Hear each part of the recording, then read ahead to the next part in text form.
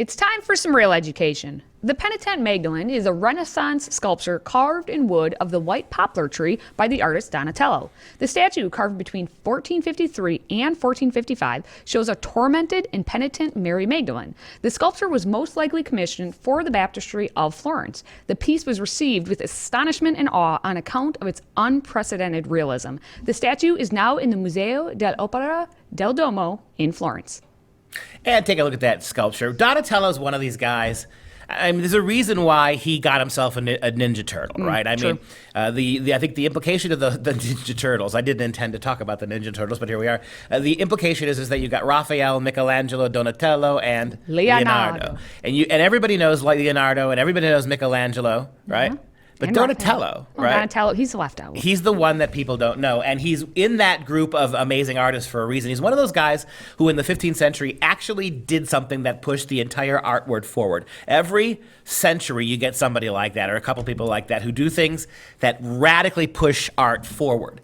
Donatello is certainly one of those guys. Take a look at this statue, made out of wood, carved from wood, much softer, obviously, than marble, requires an entirely different touch. Donatello actually did carve in stone as well, beautiful statues.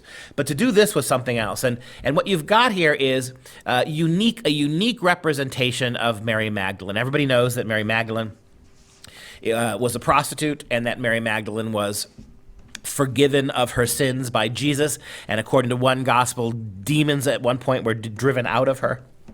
And she perhaps is the same Mary who followed Jesus into a dinner party with the Pharisees, and who stood behind Jesus when he ate, weeping and sobbing for her sins, and got on her hands and knees and washed Christ's feet with her tears and dried his feet with her hair. So deeply, deeply responsively did she recognize, and that's a beautiful story. For all of her sins, she was immediately able to recognize who it was that sat there, right? That there was the font of all mercy. I mean, it's also possible that she's the same Mary whose sister was Martha, the one who Jesus visited after the death of Lazarus. And so, but the interesting thing about this is that if you look at representations of Mary Magdalene prior to this in Western art, prior to the middle of the 15th century, they tended to romanticize her, as did most of the ones afterwards, by the way, all the way through the Baroque period. When you see her, she's young and beautiful and buxom. She has a perfect complexion.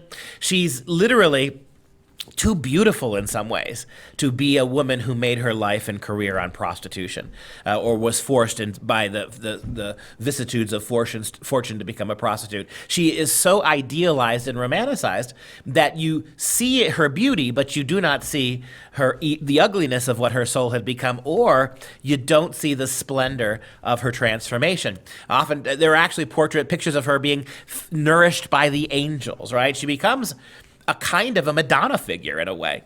Here you don't have that. Go back to the image. She is worn out. She is haggard. Do the close-up of her face, Mike. You can just see the hands. You can see the hands, those fingers.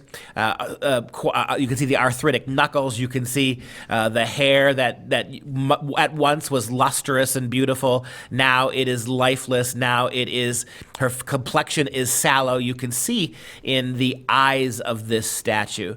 You're really getting an inside-out look of what Jesus must have seen the first time he met her. I mean, Christ, with his ability to see inside souls, to read souls. I go back to that picture again. I think that maybe that's what he saw. Other men, other people might have seen an aging but still beautiful prostitute, a woman of great sexual capacities, a dangerous and exciting woman. But it's almost as if Jesus does a monochromatic film negative. Donatello here does a film negative. And what you're seeing inside is the blackened soul that's coming to Christ for forgiveness and absolution. He is her only hope. And the degree to which a woman like that would have solicited men out on the streets, the forwardness, the brashness, the wise-assness, if you might imagine. Take a look at that picture. I mean, the hands are almost reflexively pulled up I don't think she knows she's doing it, right? Almost reflexively pulled up into a pattern of prayer. The entire posture and pose of the statue. And you look at 15th and 16th century sculpture. You don't get anything like this. You get Donatello. Take a look at some point at Donatello's statue of David, which is night and day, every bit as great a work. In fact, perhaps a greater work of art was Donatello's David. And it is shocking. It is delicate and sensual. David looks like a young boy between puberty and adulthood. It's a very sexualized portrayal of the young King David. Compare that statue as you see it now to this, and you can see just what a broad genius you had in Donatello.